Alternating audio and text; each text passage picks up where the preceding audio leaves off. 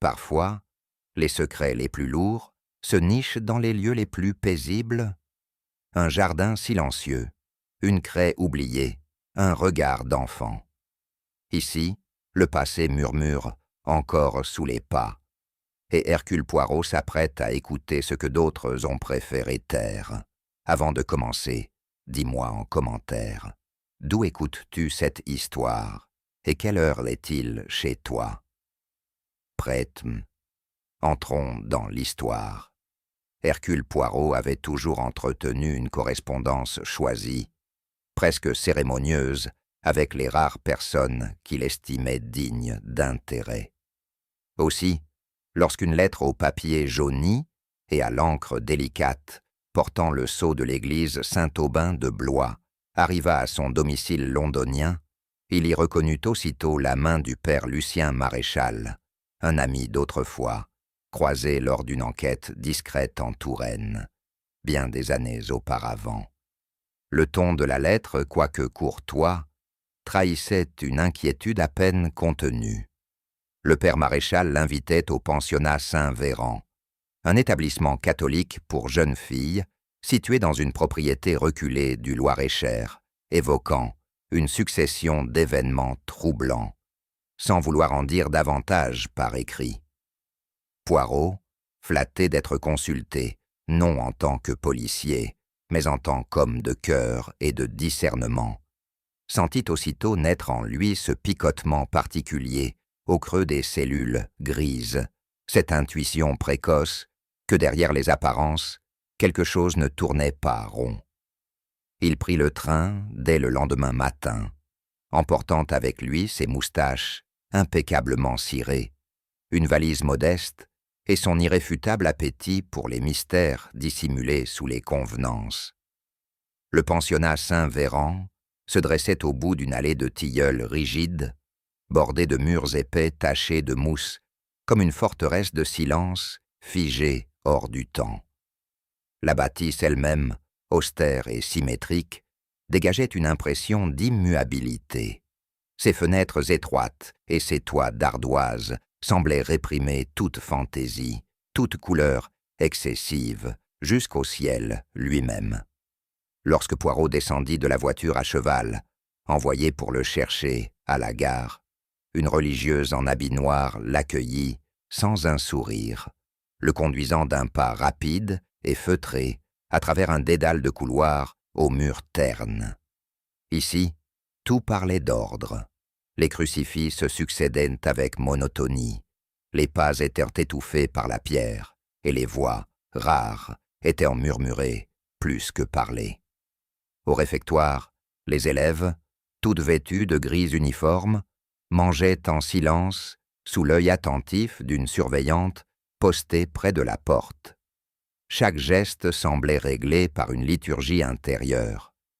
Le pensionnat, comprit Poirot, n'était pas simplement une école religieuse. C'était un sanctuaire de discipline où la moindre déviation de conduite était perçue comme un danger. Un lieu où l'apparence de pureté comptait parfois davantage que la vérité intérieure.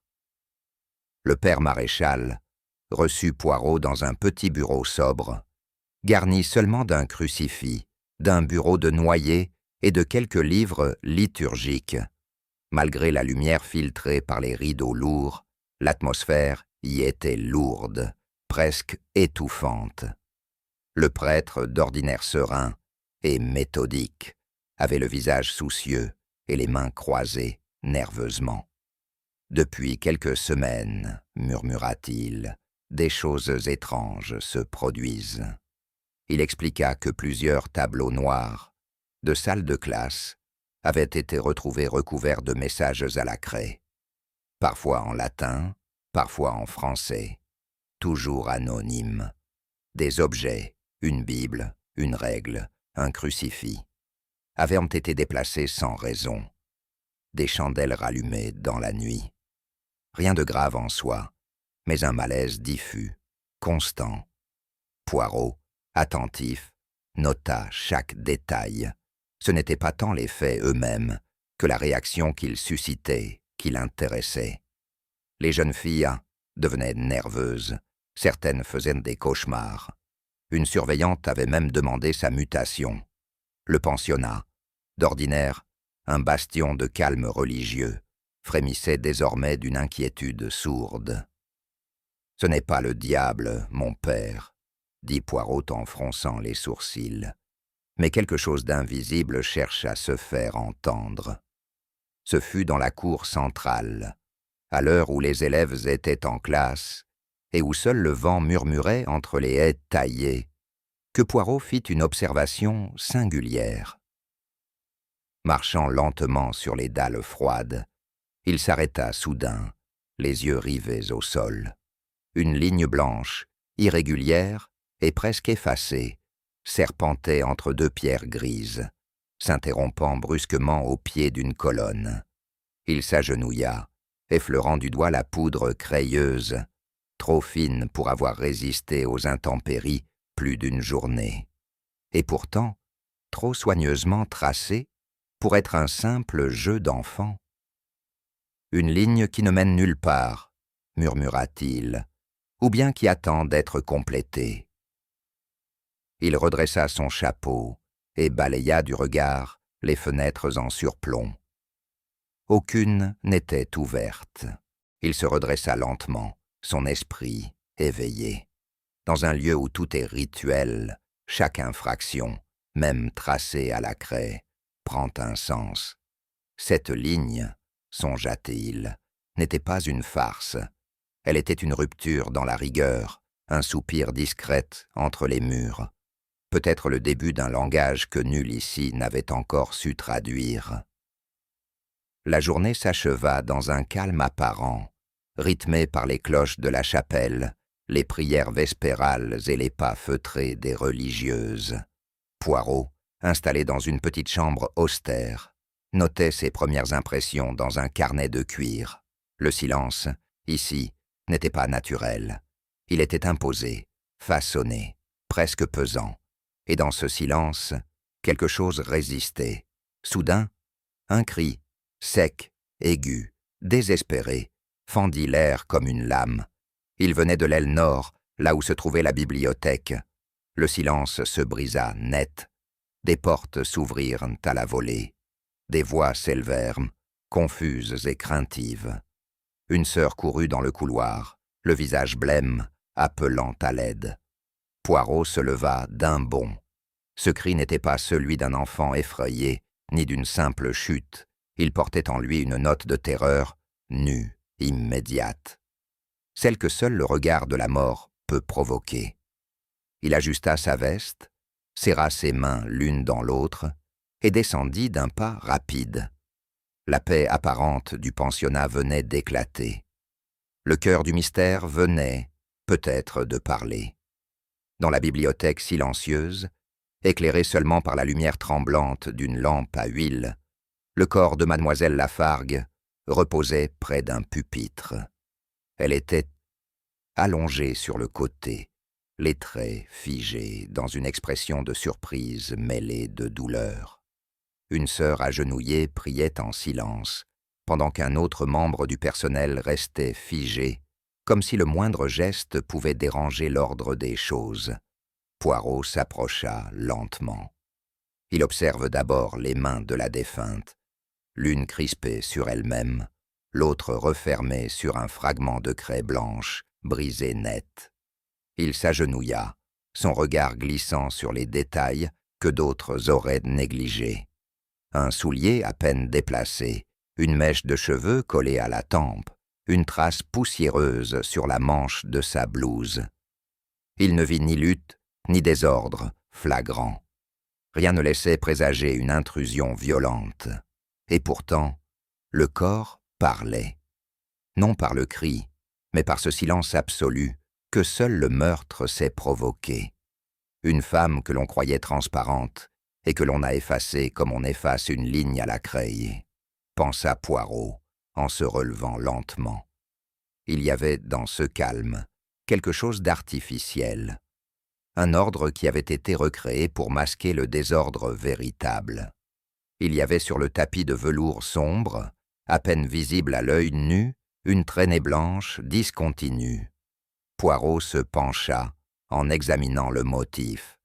Ce n'était pas un simple résidu de craie tombé des doigts de mort de mademoiselle Lafargue. La trace suivait une courbe, s'interrompait, puis reprenait quelques centimètres plus loin. Cela ressemblait à un geste arrêté net, une tentative d'écriture, une spirale brisée, ou simplement un aveu silencieux que personne n'avait voulu lire à temps. Poirot passa lentement son mouchoir blanc sur la poudre. Elle laissa un voile sur le tissu, fine et récente. Il murmura « Non, ce n'est pas un hasard. Ce message, ou ce souvenir, fut tracé après la chute. Peut-être même pendant les derniers instants. » Et dans cet écho silencieux, laissé par une main rigide, Hercule Poirot sentit la voix du mystère recommencer à murmurer. L'agitation autour de la bibliothèque n'avait pas encore retombé lorsque la gendarmerie de Blois fut alertée. L'affaire, désormais officielle, serait traitée comme une mort suspecte, quoique la nature exacte du drame restât soigneusement dissimulée aux élèves. Peu de temps après, l'inspecteur Girard fit son apparition. Un homme solide, au regard honnête mais à la moustache sans éclat. Ce que Poirot nota intérieurement avec un brin d'agacement. La révérende mère Clémentine, quant à elle, s'était rapidement entretenue avec l'inspecteur, évoquant une chute malheureuse, tout en insistant sur la nécessité de discrétion. Puis en aparté, elle s'était tournée vers Poirot, son regard durci par l'expérience, mais alourdi d'inquiétude. « Monsieur Poirot, murmura-t-elle, il est des vérités qui, si elles éclatent trop tôt, peuvent briser bien plus que des réputations. » Il incline légèrement la tête. « Vous souhaitez que je cherche en silence ce que d'autres ne voient pas à voix haute. Très bien, madame, mais sachez que même en silence, la vérité s'impose toujours. » Ainsi commença, en parallèle de l'enquête officielle, celle plus intime, plus subtile, menée par l'homme aux cellules grises et à l'instinct d'horloger. Le lendemain matin, Poirot consacra sa première visite à la salle de classe de la défunte.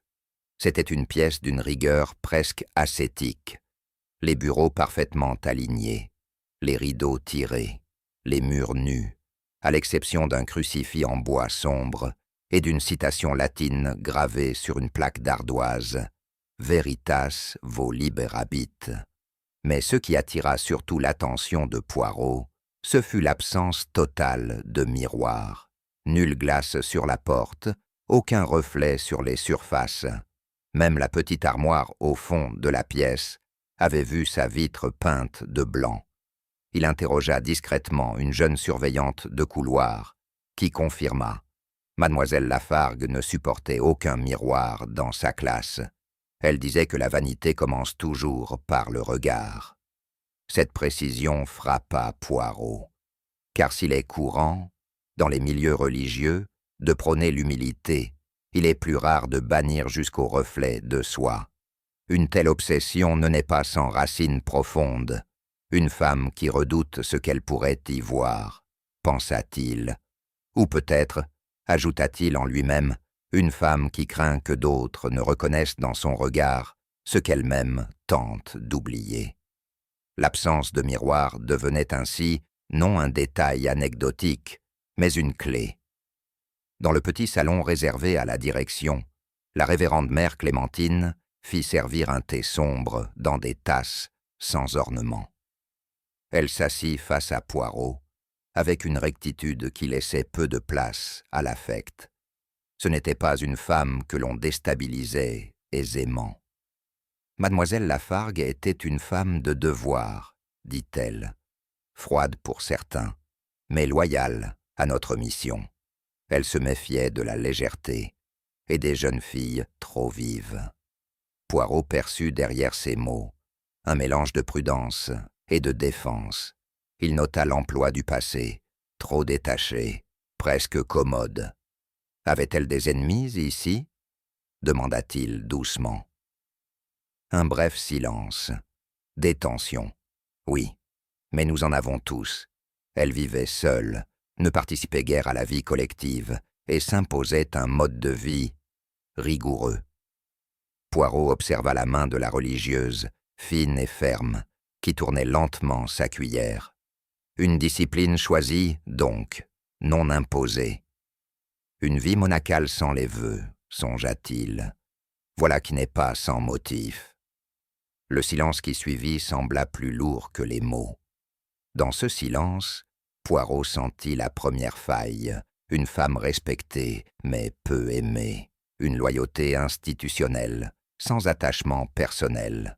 Sœur Angèle, à peine sortie du noviciat, reçut Poirot dans la chapelle vide où elle arrangeait des bougies. Elle avait les joues pâles, les mains fines, et un regard d'une ferveur presque excessive. Lorsqu'il lui parla de mademoiselle Lafargue, elle fit un signe de croix rapide, comme pour se protéger d'un mauvais souvenir. Elle était sévère, monsieur, très stricte. Elle ne souriait jamais, mais elle connaissait le latin comme personne.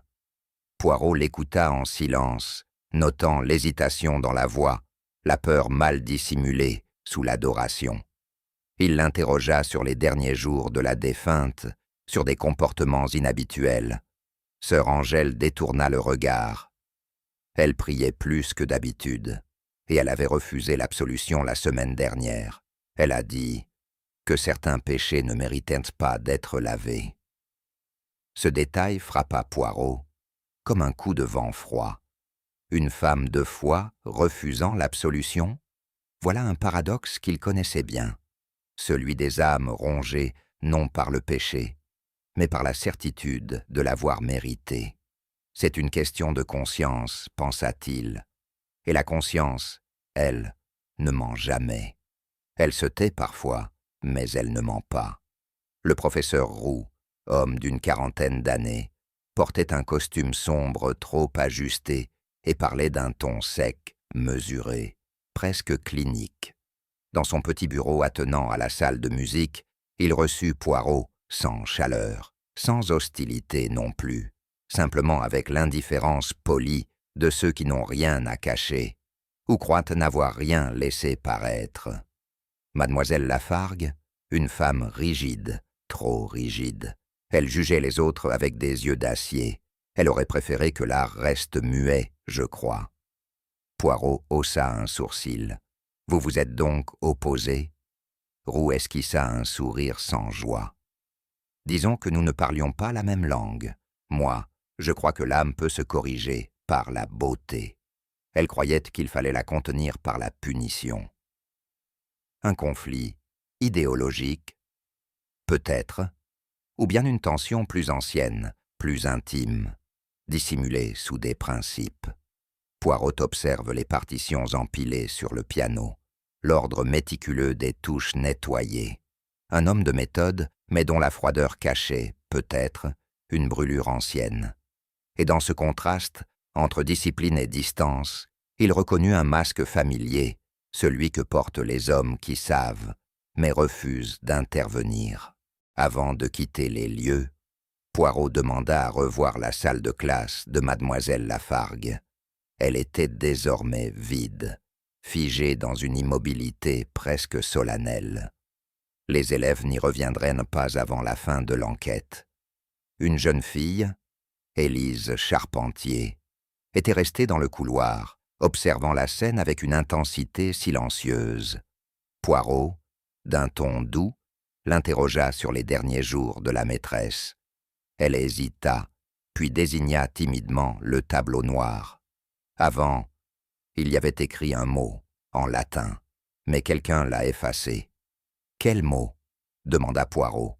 « Mendatium, monsieur. » Elle baissa les yeux. « Ça veut dire un mensonge, non ?» Poirot la remercia d'un sourire. Lorsque l'enfant s'éloigna, il resta seul face au tableau noir. Mendatium, un mot jeté avant la mort, une accusation, une confession, ou peut-être un dernier aveu lancé à personne, à tout le monde. Le silence de la pièce semblait retenir son souffle. « Un mensonge », murmura-t-il. Mais qui mentait? Et pourquoi? Il ferma doucement la porte derrière lui, certain d'une chose, la vérité, elle, venait à peine de commencer à parler. Poirot, dans son exploration méthodique des faits, s'intéressa rapidement à la question des allées et venues, le jour du drame. Un détail logistique, apparemment banal, mais dont il savait tirer bien des conclusions. Il apprit que ce jour-là, la majorité des pensionnaires du Saint-Véran s'étaient rendus à Tours pour un concours de chant interscolaire, un événement organisé de longue date, soigneusement encadré, qui les avait tenus hors des murs durant presque toute la journée. Cependant, 3 élèves seulement étaient restés sur place. Élise Charpentier, Thérèse Beaulieu et Anne-Marie Delcourt. L'une souffrait d'une affection respiratoire passagère. La seconde avait été dispensée pour raison administrative. Et la troisième, selon les archives de discipline, avait été punie pour avoir menti à une surveillante. 3 absences justifiées, du moins en apparence. Mais pour Poirot, c'était précisément dans ces exceptions que le vrai mystère commençait à s'épaissir. Quand tous les regards se tournent vers l'extérieur, murmura-t-il, il faut écouter ceux qui sont restés à l'intérieur, car dans cette trinité discrète se jouait, peut-être, le premier acte silencieux d'un crime. Dans un coin du jardin arrière, Élise Charpentier se tenait assise seule sur un banc de pierre, un morceau de craie blanche dans la main.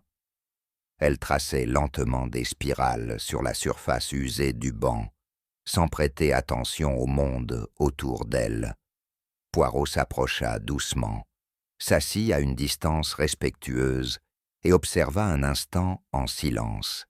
L'adolescente avait une présence étrange, à la fois intense et absente, comme si elle habitait un lieu intérieur que nul ne pouvait atteindre. « Mademoiselle Charpentier, dit-il avec douceur, ce que vous dessinez là, cela a-t-il un nom ?»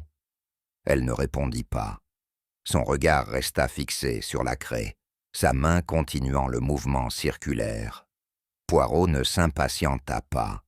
Il connaissait le pouvoir du silence. Parfois, il valait mieux que 1000 questions. Elle n'était pas mutique. Elle était ailleurs. Ce n'était pas de l'indifférence, mais une forme de langage enfoui, contenu dans le geste, dans la répétition presque rituelle de la spirale. Il pensa, elle sait quelque chose, ou elle a vu quelque chose, mais elle ne l'exprime pas avec des mots. Elle le dit avec des cercles, et dans ce langage muet, Poirot perçut une douleur retenue, peut-être une peur, une vérité, à peine, esquissée. Thérèse Beaulieu, fille d'un homme politique bien connu, était d'une élégance glacée, inhabituelle pour une pensionnaire de 16 ans. Elle s'exprimait avec une maîtrise étonnante, pesant ses mots, regardant Poirot dans les yeux, avec ce calme un peu trop construit que seul un long apprentissage du contrôle social peut offrir. Elle raconta sa journée avec précision, les heures passées à l'étude, ses allées et venues, entre sa chambre et l'infirmerie, son absence de contact avec mademoiselle Lafargue ce jour-là. Aucun trouble apparent ne traversait son récit. Mais Poirot n'écoutait pas seulement ce qu'elle disait, il observait ce qu'elle évitait. Et lorsqu'il évoqua la réputation du pensionnat, la bouche de Thérèse se contracta à peine. Un mouvement minuscule, mais révélateur. « Vous semblez soucieuse de préserver certaines apparences, mademoiselle. » Elle redressa le menton. « Le nom de mon père est souvent mentionné dans les journaux, monsieur Poirot. Je dois veiller à ce qu'il ne soit pas associé à des rumeurs malveillantes. » Cette phrase, habilement formulée, lui confirma ce qu'il soupçonnait. Thérèse n'était pas étrangère à l'art du mensonge poli. Non pour cacher un crime, peut-être, mais pour protéger un monde bâti sur l'honneur et le silence. Anne-Marie Delcourt entra dans la salle avec une énergie fébrile, son regard bondissant d'un mur à l'autre comme pour éviter celui de Poirot. C'était une enfant vive, mais dont la nervosité trahissait autre chose que de la simple timidité. Dès les premières questions, elle s'embrouilla. Ses réponses manquaient de cohérence. Elle disait avoir été à l'infirmerie, puis au dortoir, puis de nouveau dans les couloirs, sans jamais rester longtemps nulle part. Poirot, calme et bienveillant, la laissa parler, notant les contradictions, les hésitations, les phrases commencées puis abandonnées. « Et vous n'avez pas vu mademoiselle Lafargue cet après-midi-là »« Non, enfin si, je crois, peut-être juste dans le couloir, mais elle ne m'a pas parlé. » Chaque réponse était une esquive. Mais Poirot ne crut pas à une intention malveillante. Ce qu'il entendait, c'était le langage d'une enfant trop habituée à corriger son récit pour s'adapter à ce que l'on attend d'elle. Une forme d'autodéfense acquise très tôt. Il nota les doigts tachés d'encre, le regard fuyant, la bouche qui s'ouvrait trop vite. Il y avait là une vérité enfouie, pas nécessairement liée à un meurtre, mais à une peur ou une honte qui l'empêchait de parler droit. Ce n'est pas une menteuse, pensa-t-il, c'est une enfant qui a appris à survivre en embrouillant les faits. Alors que Poirot refermait son carnet, prêt à mettre un terme à ses entretiens, il eut une dernière pensée. Il se retourna vers Anne-Marie, déjà debout, prête à sortir, les mains tremblantes autour de son mouchoir. « Mademoiselle, une dernière question. Étiez-vous près de la bibliothèque la veille de la mort de mademoiselle Lafargue ?» Elle se figea. Son regard s'élargit, ses lèvres remuèrent sans mots. Puis, dans un souffle presque inaudible, « Je crois que j'ai vu quelque chose. » Poirot s'approcha d'un pas. « Qu'avez-vous vu, mon enfant ?» Elle baissa les yeux. Une silhouette, en noir. Elle est entrée dans la bibliothèque. J'ai cru que c'était un fantôme. Il y eut un silence lourd. Anne-Marie, blanche comme les murs, semblait vouloir s'effacer du monde. « Un fantôme ?» murmura Poirot, plus pour lui-même que pour elle. Elle acquiesça faiblement. C'était comme si l'ombre glissait, sans bruit. Je suis parti en courant. Je n'ai rien dit. Je pensais que... Elle ne termina pas sa phrase. Mais Poirot, lui, avait compris. L'enfant n'avait pas seulement vu une silhouette, elle avait vu quelque chose qu'elle ne voulait pas comprendre. Un avertissement venu du silence. Une vérité déguisée en peur. Poirot, fidèle à sa méthode, n'abandonnait jamais une énigme au seul terrain de l'intuition. Il aimait les archives, les dates, les traces administratives. Tandis que l'enquête officielle poursuivait ses méandres prudents, lui se rendit discrètement au presbytère de Saint-Aubin, où le père maréchal lui ouvrit l'accès aux registres diocésains et aux anciens dossiers de l'enseignement privé. Il n'eut pas besoin de chercher longtemps. Le nom de Marguerite Lafargue y apparaissait sous une autre identité, Marguerite Ardan, épouse du professeur Gérard Lafargue, autrefois enseignant dans un lycée de jeunes filles à Limoges. Le mariage, contracté une vingtaine d'années auparavant, avait été bref, à peine 3 ans. Il n'existait pas de mention d'enfant, mais ce qui attira surtout l'attention de Poirot fut la mention du décès du mari. Une note en marge, mort volontaire. Enquête close. Pas d'acte criminel, mais un drame indiscutable. Ainsi donc, mademoiselle Lafargue n'avait pas toujours été cette figure figée dans l'austérité. Elle avait connu l'union, puis le deuil. Mais ce deuil-là, songea Poirot, ne portait pas les marques de la tendresse brisée. Il portait celles de la honte, car certains passés ne sont pas effacés par le temps. Ils sont simplement recouverts d'un silence épais. En approfondissant ses recherches, Poirot mit au jour une série d'articles jaunis soigneusement découpés et conservés dans un dossier confidentiel. L'un d'eux, daté de 1931, évoquait un scandale discret au sein du lycée Sainte-Jeanne. Un professeur de lettres soupçonné d'avoir entretenu une correspondance inappropriée avec une élève mineure. Aucun nom n'était mentionné, mais la chronologie et les lieux coïncidaient avec ceux de Gérard Lafargue. Poirot lut attentivement entre les lignes. Les allusions feutrées à une affection déplacée, à un comportement ambigu. Puis l'article se concluait par la mention du suicide de l'enseignant, quelques jours après son renvoi temporaire. L'affaire n'avait jamais fait de bruit, étouffée, semble-t-il, par la direction de l'établissement et les familles concernées. Il comprit alors que Marguerite Lafargue, veuve d'un homme accusé de déshonneur, avait choisi de disparaître avec lui, mais d'une autre manière. Elle n'avait pas fui.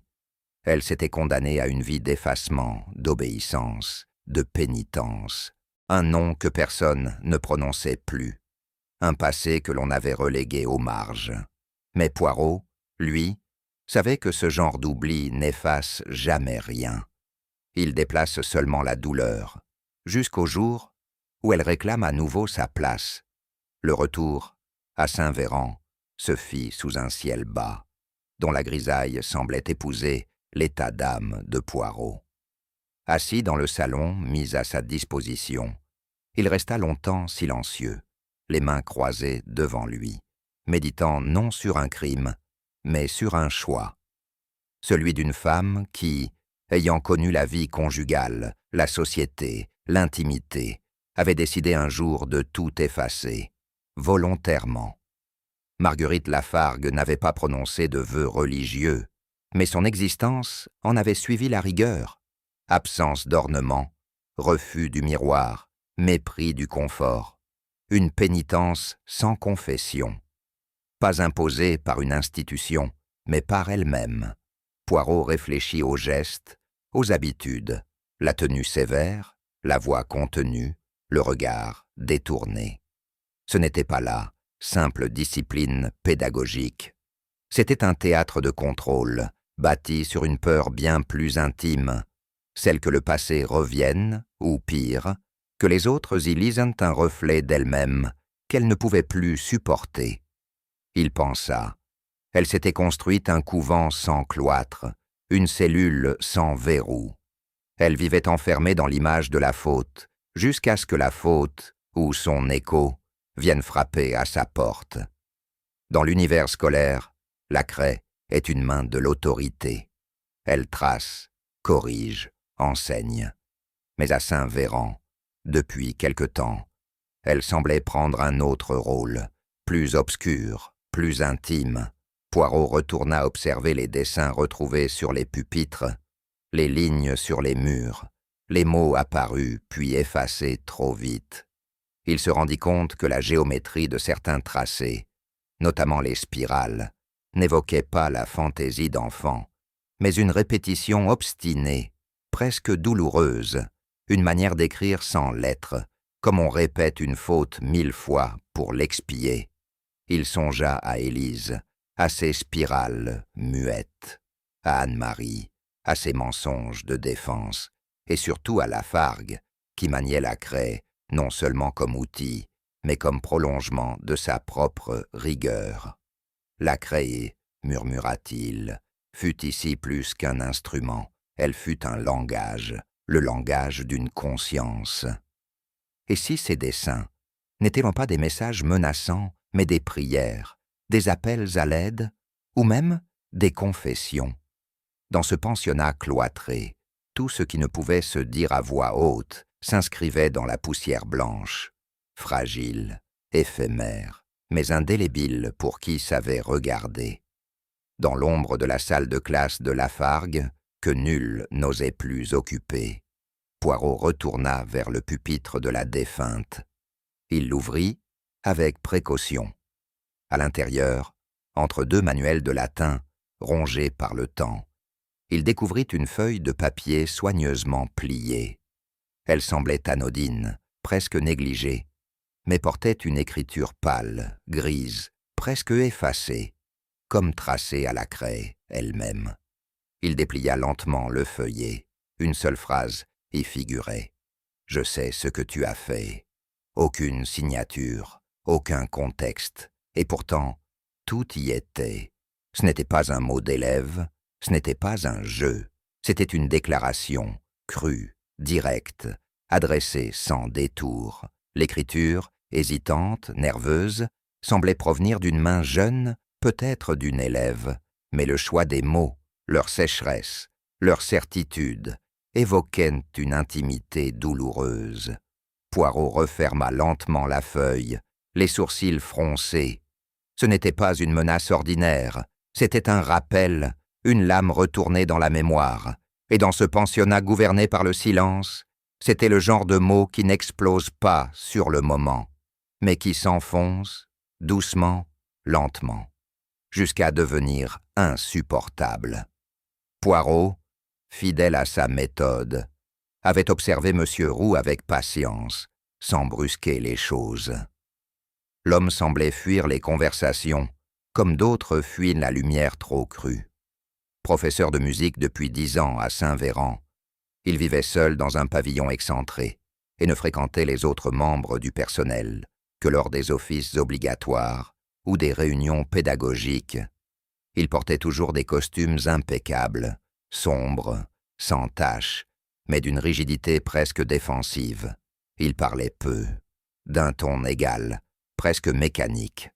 Mais ce silence-là, Poirot le connaissait. Ce n'était pas celui de la paix intérieure, mais celui d'un homme habitué à réprimer quelque chose, une tension sourde, au détour d'un couloir, alors qu'ils s'étaient recroisés au sortir du réfectoire. Poirot avait remarqué une chose curieuse. Roux passait toujours à bonne distance des jeunes filles, comme s'il craignait même le froissement de leurs uniformes. Cela n'avait rien d'ouvertement suspect, mais c'était trop soigneux, trop contrôlé. Poirot pensa, voilà un homme qui craint les interprétations. Et lorsqu'on craint autant d'être mal compris, c'est souvent parce qu'on a été mal jugé, ou qu'on le redoute encore. Il décida que l'heure était venue d'aller gratter sous la surface. C'est Élise, toujours aussi avare de paroles, mais curieusement attentive aux mouvements invisibles, qui donna à Poirot un fragment précieux du puzzle. Il l'avait croisée dans le cloître, les mains sales de craie, traçant une spirale sur le mur de pierre. D'un ton presque indifférent, il l'avait questionnée sur M. Roux. « Je les ai vus, discuter, lui et mademoiselle Lafargue. » Il s'était arrêté. Discuter? Elle avait hoché la tête. Dans la salle de musique, elle disait que la beauté n'excusait pas le mal. Il a répondu qu'elle voyait le vice partout. Poirot avait incliné la tête.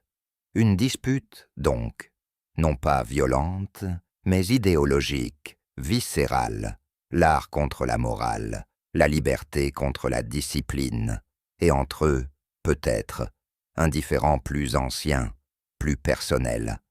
Ce type de confrontation, feutrée mais tenace, pouvait durer des années dans un pensionnat, sans éclat, jusqu'à ce qu'un mot, une étincelle, suffise à faire basculer l'équilibre fragile. Il remercia Élise d'un sourire. La craie dessine, mais elle écoute aussi, songea-t-il. Et dans les silences d'Élise, il percevait les échos d'un conflit bien plus profond que ce que l'apparence laissait entendre. Poirot, feignant l'innocence du curieux, demanda à visiter la salle de musique. Le père maréchal acquiesça d'un signe distrait, et une sœur lui remit la clé sans poser de questions. C'était une pièce sobre, éclairée d'une lumière pâle, où trônait un piano droit, aux lignes sévères, lustré avec soin. Poirot s'en approcha, avec lenteur, comme s'il observait une scène de crime. Il posa un doigt discret sur les touches, en effleura quelques-unes, puis enfonça celle du do central. Le son en fut légèrement faux, très légèrement, un demi-ton à peine, mais pour l'oreille de Poirot, cela suffisait. Il rejoua la note, la même dissonance. Ce n'était pas un hasard. Un instrument désaccordé dans une école religieuse où chaque détail est surveillé. Curieux. Il s'accroupit, observa les dessous du piano. Rien, mais il nota l'usure irrégulière du banc, comme s'il avait été déplacé souvent, de manière latérale, plutôt que simplement pour jouer. Il se releva en silence. Ce do faux n'était peut-être qu'un détail, ou peut-être le reflet d'un mensonge caché, un son qui trahit, un usage qu'on croyait invisible, un indice dissimulé sous l'harmonie apparente. En refermant doucement le couvercle du clavier, Poirot aperçut un trait irrégulier, presque effacé, sur le bois verni. Une ligne blanche, fine, qui n'avait rien à faire là. Il passa un doigt dessus. Un peu de poudre resta sur sa peau, de la craie. Ce geste n'était ni accidentel, ni décoratif. Il avait été tracé délibérément, puis, semble-t-il, tenté d'être effacé. Mais à la chatte, comme un symbole trop éloquent pour être laissé visible, mais trop risqué à faire disparaître entièrement. Poirot se redressa lentement. Une ligne de craie sur le piano, dans une salle vide, près d'un instrument dont une note sonne faux. Ce n'était plus un enchaînement de coïncidences. C'était un message ou une carte. Il se souvenait de la ligne blanche entre les dalles de la cour. Il pensa aux spirales d'Élise, aux fragments de mots tracés puis effacés. Une logique se dessinait, un langage visuel, fragmenté, anonyme. Quelqu'un parlait, ou tentait de parler, par ces marques éphémères. Et si cette ligne n'indiquait pas une pensée, mais un passage, une direction? Dans ce pensionnat muet, la craie semblait avoir pris le rôle du messager, que personne ne voulait entendre. Poirot retourna discrètement dans la bibliothèque. Il observe la fenêtre donnant sur le parc, haute, verrouillée de l'intérieur, sans trace d'effraction. Mais juste en dessous, le tapis montrait un léger déplacement dans la poussière, une empreinte approximative, comme si quelque chose y avait été posé. Il retourna alors dans la salle de musique. Le ben du piano était de hauteur moyenne, stable et relativement léger, suffisamment pour être déplacé par une personne seule. Il le plaça mentalement sous la fenêtre de la bibliothèque, visualisant le geste. Oui, cela semblait plausible. Puis il revint à la ligne de craie sur le couvercle du piano. Et soudain, tout se précisa.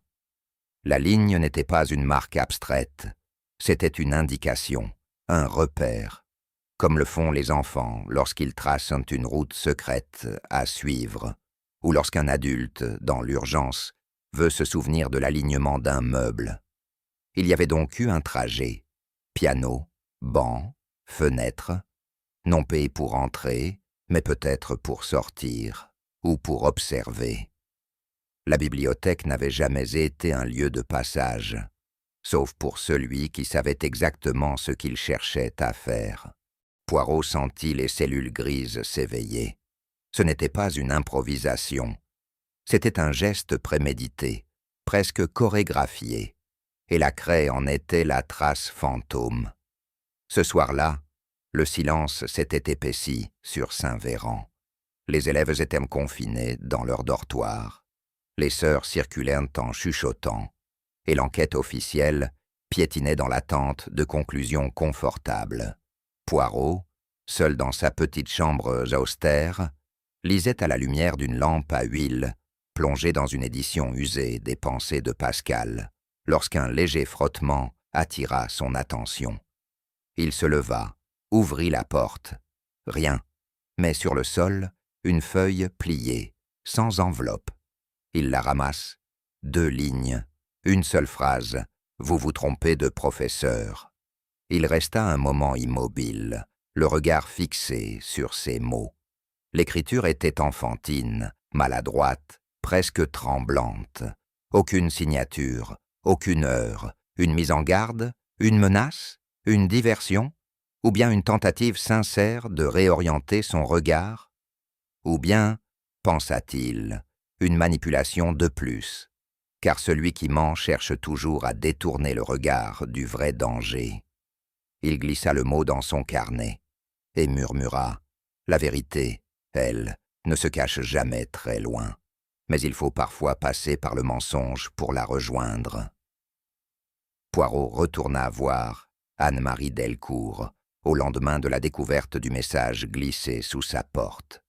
Il choisit de la recevoir dans le parloir, plutôt que de l'interroger dans un lieu formel. Il savait qu'une vérité fragile exigeait un cadre protecteur. L'adolescente entra à pas lents, les yeux cernés, le regard encore habité par cette peur à peine maîtrisée qu'il avait déjà entrevue. Il commença doucement, par des banalités, puis, avec la patience du jardinier qui attend l'éclosion, il orienta la conversation vers mademoiselle Lafargue. Ce fut là que le silence se brisa. Anne-Marie baissa la tête. Je lui ai dit quelque chose. Il y a quelques semaines. Sa voix tremblait. Poirot ne dit rien, l'encourageant par son seul silence bienveillant. C'était à propos de Monsieur X, un professeur. Il m'a dit des choses pas claires, des compliments étranges. Elle hésita. Il a touché mes cheveux, une fois. Poirot resta immobile. Anne-Marie poursuivit, d'une voix presque murmurée. J'ai tout raconté à mademoiselle Lafargue, mais elle m'a juste regardé. Elle m'a dit de prier. Le silence s'épaissit. Poirot le laissa s'installer.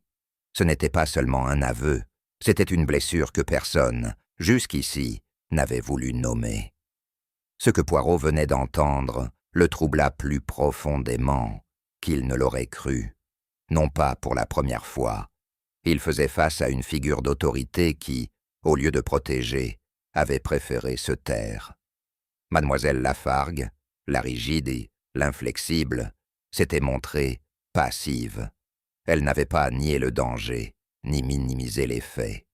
Elle s'était simplement réfugiée derrière la prière, comme si la foi pouvait remplacer l'action, ou comme si la confession de la jeune fille l'avait confrontée à un miroir trop proche.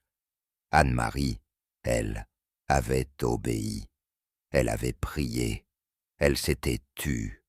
Mais cette obéissance imposée avait laissé en elle une fêlure. Et Poirot comprit que cette passivité avait sans doute pesé lourdement sur les jours précédant la mort de la maîtresse. « Mademoiselle Lafargue n'était pas mauvaise, » murmura-t-il, plus tard, au père maréchal. Mais elle a choisi la prudence morale plutôt que le courage. Et cela, mon ami, est parfois aussi fatal qu'un mensonge. Ainsi se dessinait une figure ambivalente, ni innocente, ni coupable, mais complice d'un silence institutionnel, où chacun se protège, parfois au prix des plus vulnérables.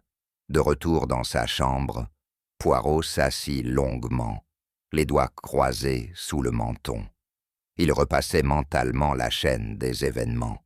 Le témoignage d'Anne-Marie n'excusait pas la mort de mademoiselle Lafargue, mais il en éclairait l'arrière-fond moral.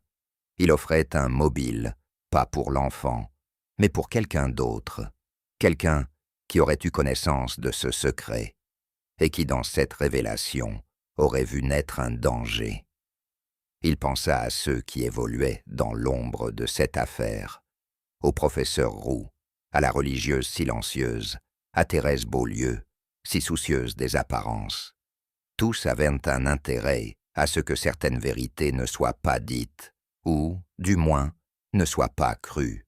Car parfois, songea Poirot, le crime n'est pas motivé par la haine, ni même par l'envie, mais par la panique, la peur du scandale, l'angoisse de voir s'effondrer un édifice d'apparence.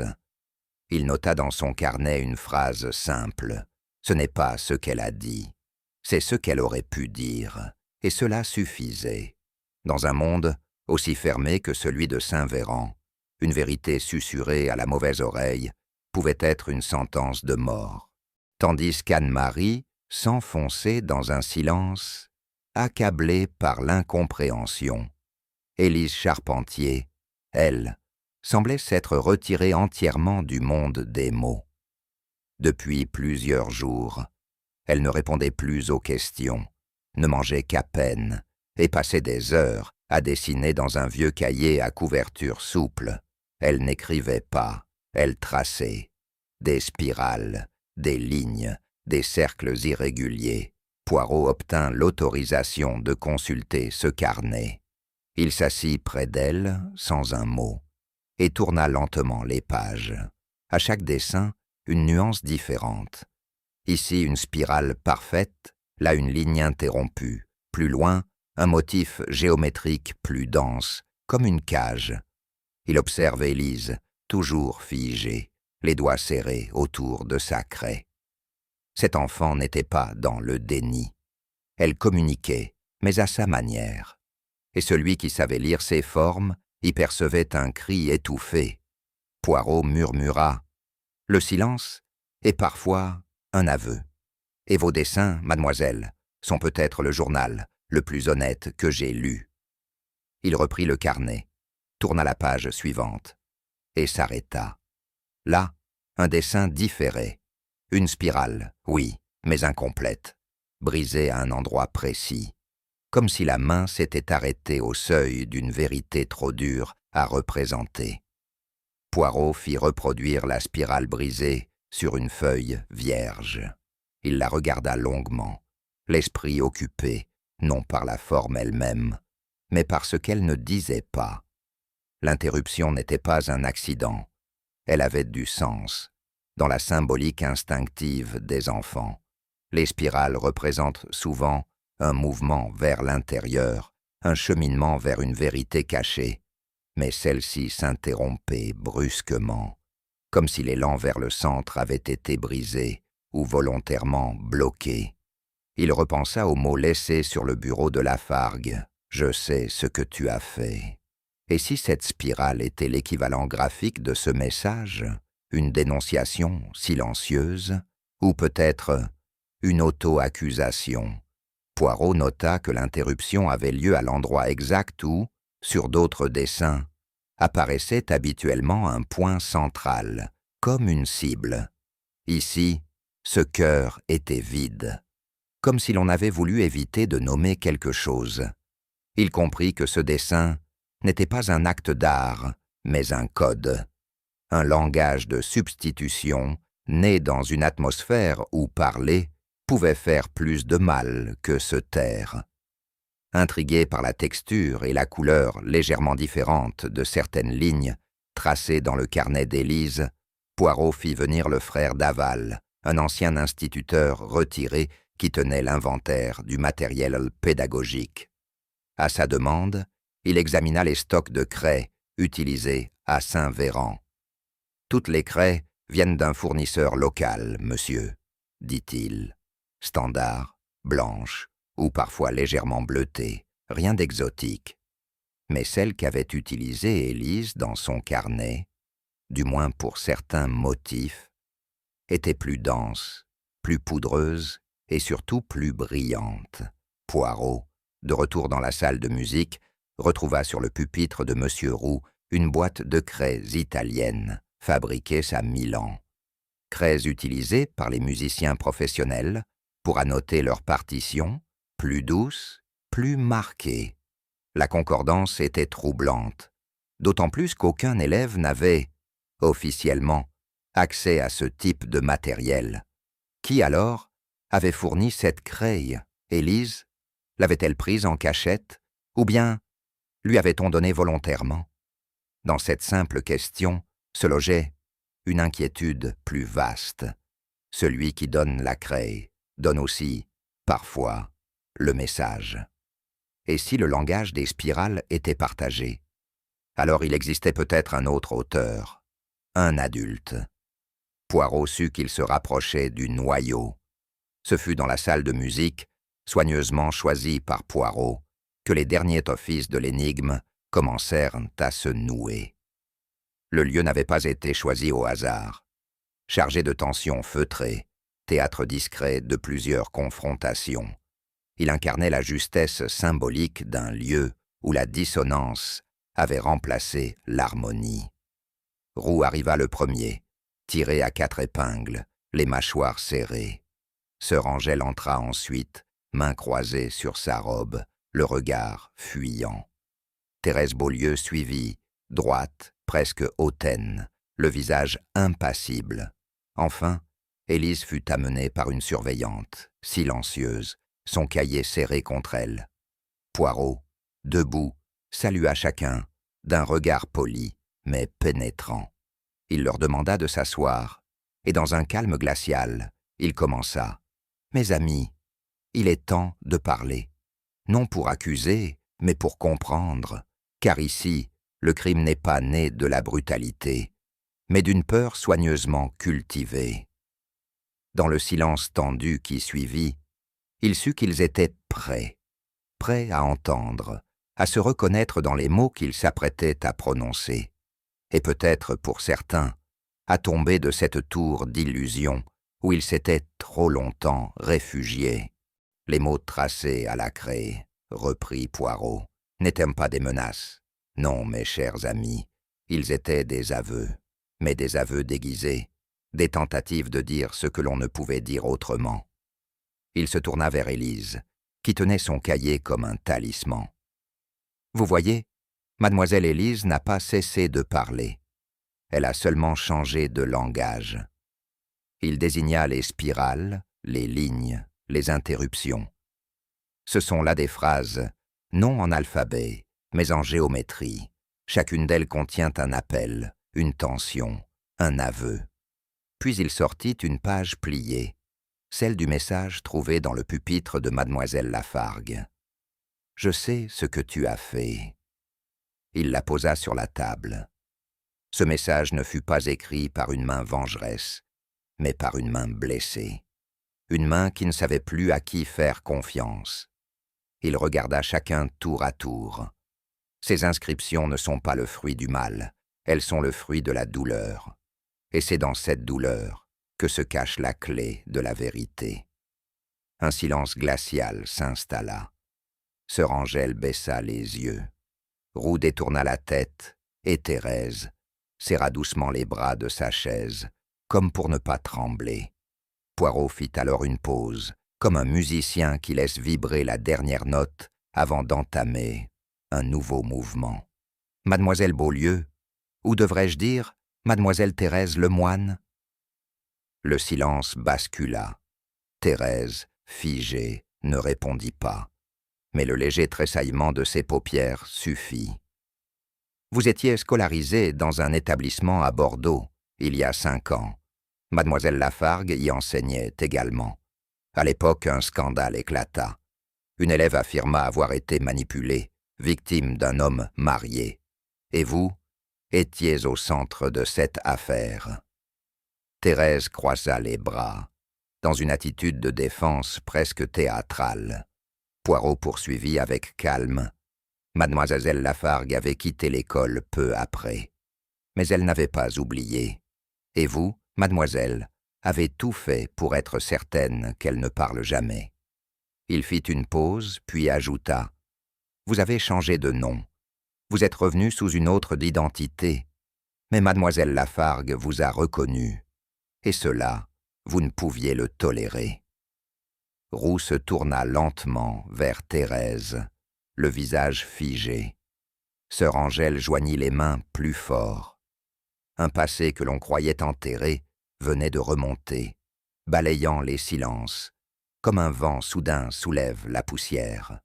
Poirot, maintenant debout, reprit la parole d'une voix plus grave, mais toujours mesurée. « Vous n'avez pas agi par cruauté, mademoiselle. Vous avez agi par peur. Mademoiselle Lafargue était la seule à pouvoir dévoiler ce que vous aviez été. Pas ce que vous êtes, car aujourd'hui, vous vous êtes recomposé. Une autre école, une autre histoire, un autre nom. Mais la reconnaissance, elle, ne ment jamais. » Il désigna le tumulte orchestré dans le pensionnat. Les messages, les objets déplacés, les craies étrangères. Ce n'était pas du hasard. C'était du théâtre, un simulacre de folie destiné à faire croire que mademoiselle Lafargue perdait l'esprit. Et cela, vous l'avez utilisé pour préparer sa chute. Il se tourna vers Élise. Mais ce que vous n'aviez pas prévu, c'est qu'une autre voix se ferait entendre. Non par la parole, mais par les symboles. Puis il ajouta doucement. Et ce que vous avez voulu dissimuler dans la poussière de la craie a laissé un tracé. Thérèse ne répondait toujours pas. Mais sa posture avait changé, plus droite, mais plus tendue, comme si le contrôle, jusqu'ici maintenu par la volonté, venait de se fissurer sous le poids du dévoilement. Alors que Poirot s'apprêtait à conclure, un froissement presque imperceptible attira l'attention de tous. Élise s'était levée, doucement, tenant quelque chose dans les mains, un petit miroir de poche, aux bords usés, qu'elle avait discrètement conservé dans son cahier. Elle s'approcha, sans dire un mot, et tendit l'objet à Thérèse. Sur la surface du verre, une spirale y avait été tracée à la craie, fine, fragile, et pourtant terriblement précise. Une spirale incomplète, interrompue juste avant son centre. Thérèse regarda le miroir, puis leva les yeux vers Élise, et ce fut là, dans ce silence chargé, que tout se brisa. Son masque, si longtemps maintenu, tomba d'un seul coup. Ses lèvres tremblèrent, ses mains se crispèrent sur ses genoux. Elle n'avait pas le droit, murmura-t-elle enfin, presque inaudible. Elle allait me détruire, encore. Poirot ne répondit pas. Il n'en avait pas besoin. Ce miroir, avec sa spirale imparfaite, n'était pas seulement un symbole, il était un jugement, une confrontation silencieuse entre une vérité trop longtemps tue et une douleur jamais digérée. Et ce fut Élise, l'enfant sans mots, qui porta ce dernier coup. Non par vengeance, mais pour que le cercle soit enfin refermé. La lumière du soir descendait doucement sur les buis taillés du jardin intérieur. Les dalles du cloître, lissées par les ans, renvoyaient un silence feutré, presque sacré. Poirot marchait aux côtés de Mère Clémentine, mains croisées dans le dos, la tête inclinée. Elle ne parlait pas, mais écoutait. C'était là, pensait-elle, une forme d'humilité que peu d'hommes savaient offrir. « Il est étrange, madame, comme les lieux se souviennent, » dit-il enfin, d'une voix basse. « Ici, tant de pas ont résonné, tant de prières se sont élevées, et pourtant, ce sont les non-dits qui hantent le plus ces murs. » Mère Clémentine hocha la tête, lentement. Elle n'avait pas pleuré, pas encore, mais ses doigts jouaient nerveusement avec la médaille suspendue à sa ceinture. Elle connaissait le poids des secrets, ceux que l'on garde au nom d'un bien supérieur et qui finissent par étouffer les âmes qu'ils prétendaient préserver. Ce n'est pas le crime, voyez-vous, qui me trouble le plus, poursuivit Poirot. C'est la manière dont il a pu se glisser ici, entre les cantiques, les devoirs et les silences pieux. Il marchait, deux ombres en équilibre fragile, au cœur d'un monde qui venait de vaciller.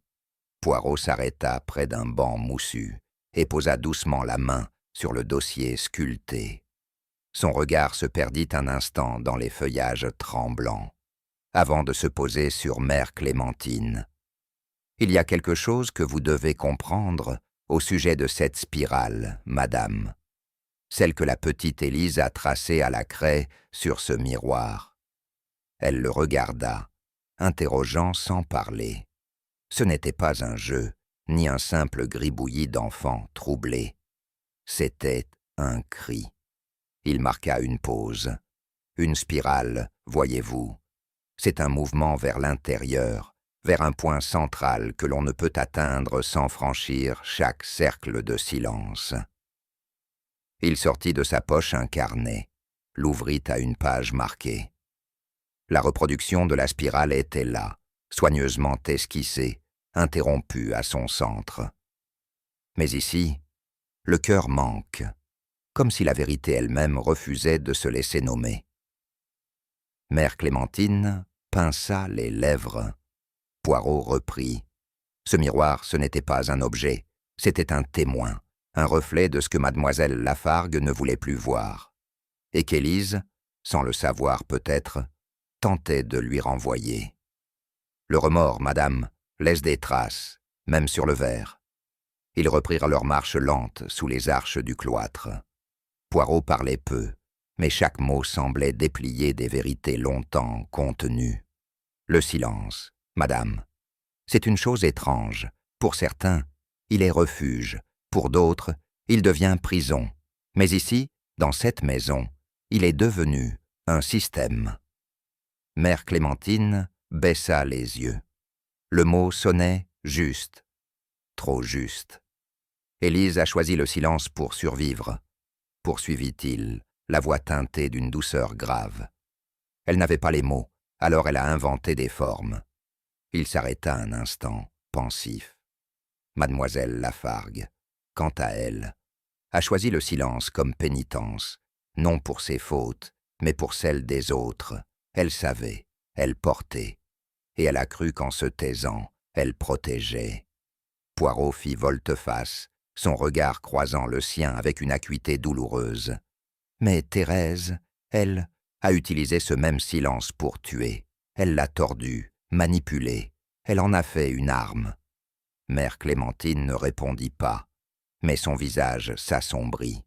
Elle comprenait désormais que l'ordre qu'elle avait défendu si farouchement avait été érigé sur des silences emboîtés, des couches de renoncement et au fond, une peur institutionnelle d'affronter la vérité.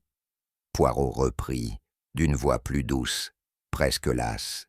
« Vous savez, madame, on croit souvent que seuls les coupables mentent, que le mensonge est le masque du vice, mais c'est faux.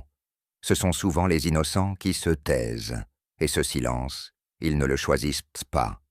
Il leur est imposé par loyauté, par peur, par amour mal placé. » Mère Clémentine s'arrêta net. Elle comprenait. Trop bien. Anne-Marie a menti à elle-même. Elle a tu son malaise parce qu'elle pensait que parler briserait l'ordre des choses. Mademoiselle Lafargue a couvert un nom, une histoire, pour éviter que l'école ne soit souillée. Même Élise, dans son mutisme, a protégé quelque chose. Il tourna son regard vers les vitraux, dont les couleurs semblaient avoir perdu de leur éclat. Ce n'est pas le mal qui triomphe, c'est la fidélité aveugle, celle qui vous dit de ne rien dire, de ne pas déranger, de ne pas voir. Il soupira. Et pourtant, madame, voyez comme la vérité revient toujours. Elle est patiente, mais elle est têtue, et ceux qui croyaient la contenir finissent par en être dévorés. Ils sortirent enfin du jardin, pour longer la cour principale. Le ciel était devenu laiteux, comme si l'air lui-même hésitait entre le jour et la nuit. Poirot s'arrêta, subitement. Là, sur les pierres usées de la cour, une ligne blanche à demi effacée dessinait un arc fragile, presque invisible, et pourtant bien là. Il se pencha légèrement, l'œil exercé. La ligne de craie, elle n'a pas été lavée, elle a été oubliée. Mère Clémentine le rejoignit, l'observa, sans comprendre. C'est ici qu'Élise avait tracé sa première spirale, non sur un mur, non sur un cahier, mais à même la pierre. Il toucha le sol du bout du doigt.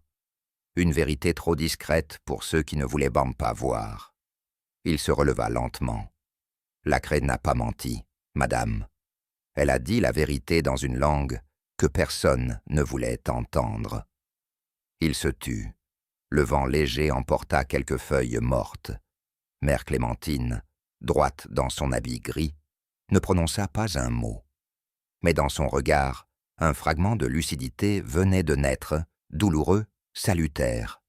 Poirot, alors, remit son chapeau et fit un pas de côté. L'affaire était close. Mais la blessure, elle, venait seulement d'être nommée. Certains silences, une fois brisés, résonne plus fort que les cris.